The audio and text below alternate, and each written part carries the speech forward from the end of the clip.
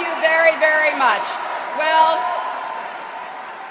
Well, this isn't exactly the party I'd planned, but I sure like the company.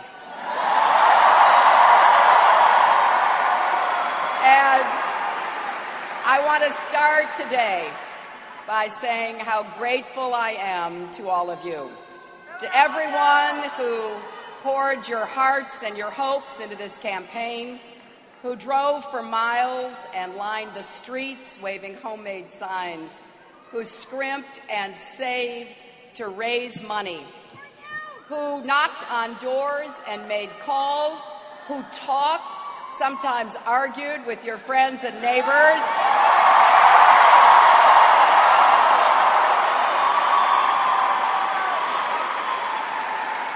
who emailed and contributed online, who invested so much in our common enterprise, to the moms and dads who came to our events, who lifted their little girls and little boys on their shoulders and whispered in their ears, "See, you can be anything you want to be."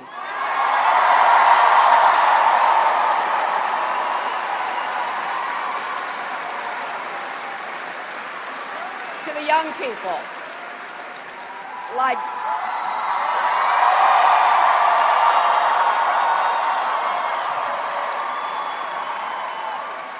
13-year-old Ann Riddle from Mayfield, Ohio, who had been saving for 2 years to go to Disney World and decided to use her savings instead to travel to Pennsylvania with her mom and volunteer there as well.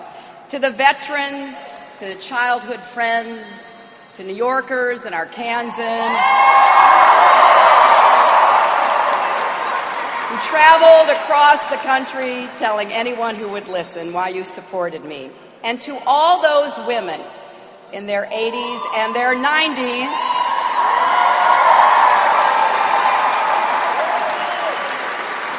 born before women could vote, who cast their votes for our campaign. I've told you before about Florence Steen of South Dakota, who was 88 years old and insisted that her daughter bring an absentee ballot to her hospice bedside. Her daughter and a friend put an American flag behind her bed and helped her fill out the ballot. She passed away soon after, and under state law, her ballot didn't count.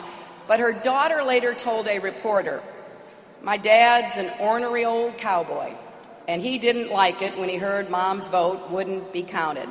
I don't think he had voted in 20 years, but he voted in place of my mom." So,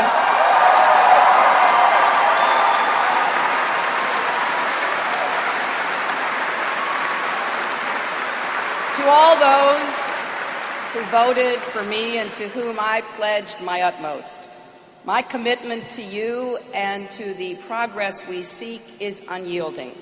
You have inspired and touched me with the stories of the joys and sorrows that make up the fabric of our lives, and you have humbled me with your commitment to our country. 18 million of you from all walks of life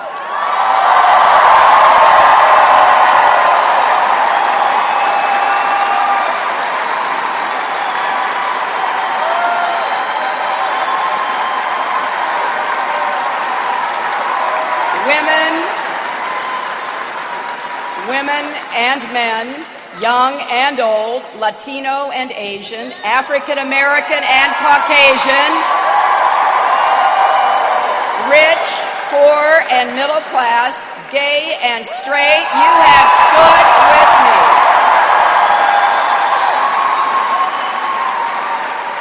And I will continue to stand strong with you every time, every place, and every way that I can. The dreams we share are worth fighting for. Remember, we fought for the single mom with a young daughter, juggling work and school, who told me, "I'm doing it all to better myself for her." We fought for the woman who grabbed my hand and asked me, "What are you going to do to make sure I have health care?" and began to cry because even though she works 3 jobs, she can't afford insurance. We fought for the young man in the Marine Corps T-shirt who waited months for medical care and said, "Take care of my buddies over there, and then will you please take care of me?"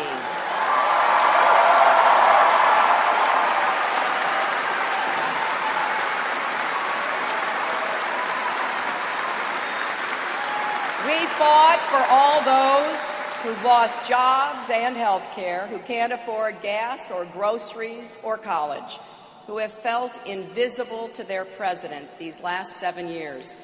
I entered this race because I have an old-fashioned conviction that public service is about helping people solve their problems and live their dreams. I've had every opportunity and blessing in my own life, and I want the same for all Americans. And until that day comes, you'll always find me on the front lines of democracy, fighting for the future.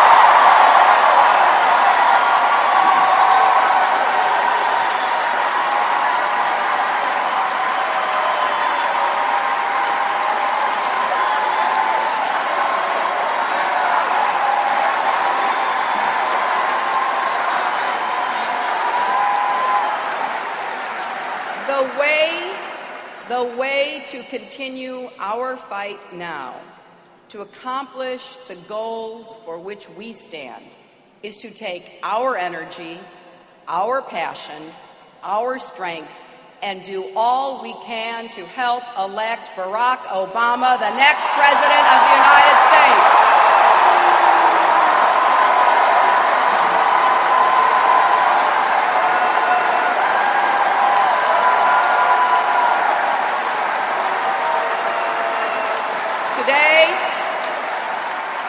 Today, as I suspend my campaign, I congratulate him on the victory he has won and the extraordinary race he has run.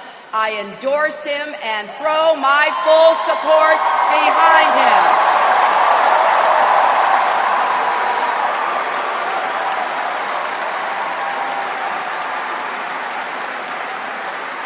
And I ask all of you to join me in working as hard for Barack Obama as you have for me.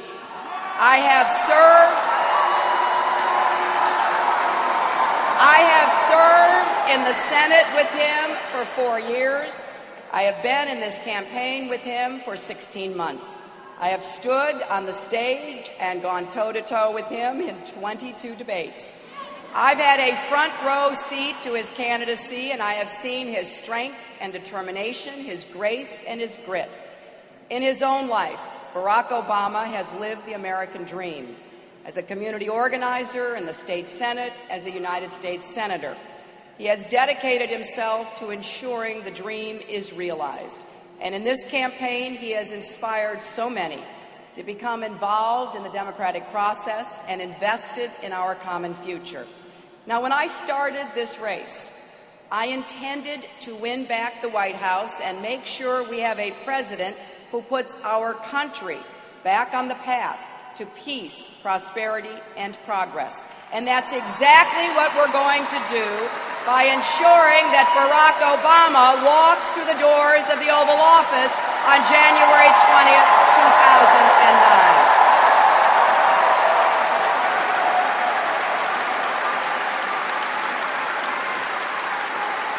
Now,